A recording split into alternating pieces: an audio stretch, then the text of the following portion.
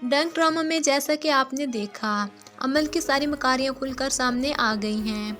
हैदर ने तो सब घर वालों के सामने अमल का पर्दा रखा और किसी को ये बात नहीं बताई कि प्रोफेसर वाले केस में अमल कसूरवार थी।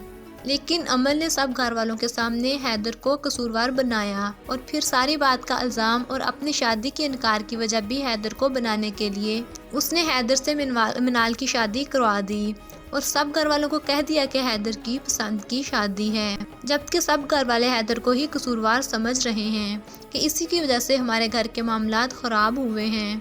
आने वाली एपिसोड में आप देखेंगे कि हैदर अमल की बातें सुनने के बाद काफ़ी ज़्यादा परेशान हो गया है कि अमल इसे इस तरह किस तरह धोखा दे सकती है, और उससे ज़्यादा अफसोस मिनाल पर हो रहा है कि वो तो जानती थी कि अमल ने उसे मजबूर किया है शादी के लिए, वही मुझे साफ बात बता देती। इसीलिए वो मिनाल के पास जाकर कहता है कि बहुत हिम्मत की थी मैंने फिर से किस रिश्ते पर भरोसा करने की, मगर तुमने तो बुनियाद ही झूठी रख दी। तो मिनाल हैदर से कहती है, मुझ पर भरोसे की उम्मीद रखते हुए तुम्हारा भरोसा मुझ पर इतना कमज़ोर निकला कि मेरी बात पर यकीन ही नहीं आया। अब अमल ने दोनों को एक ही टाइम में पागल बनाया है।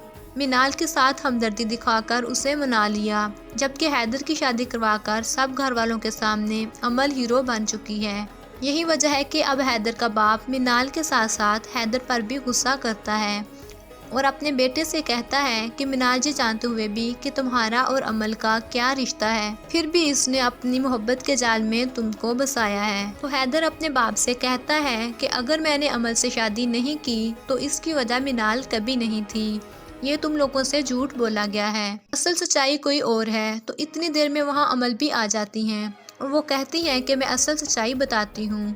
तो हैदर अमल से कहता है, हाँ बताओ सच क्या है और वजह क्या थी।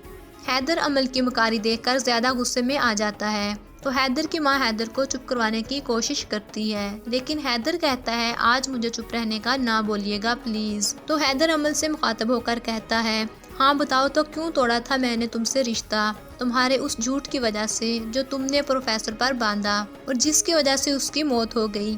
लेकिन सबके सामने अमल बात मानने के लिए तैयार नहीं होगी। अब ये बात तो सिर्फ हैदर ही जानता है कि अमल ही कसूरवार है, इसलिए वो दोबारा केस ओपन करवाने जा रहा है और वो चाहता है कि किसी तरह भी अमल की सच्चाई सबके सामने ले आऊं।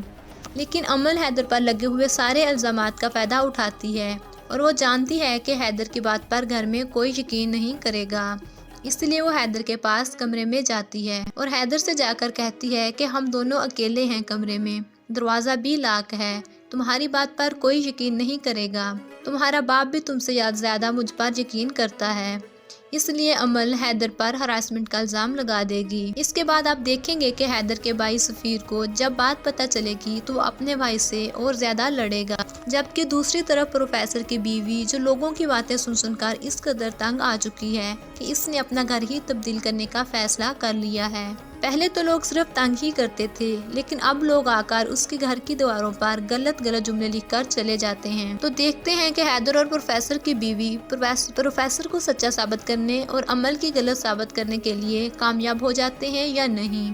इस बारे में अपनी राय कमेंट में लाजमी दीजिएगा और साथ ही हमारे चैनल को सब्सक्राइब करके बेल आइकन के बटन को प्रेस कर दें ताकि मज़ीद ऐसी वीडियोस आप तक पहुंचती रहें। अल्लाह हाफिज़।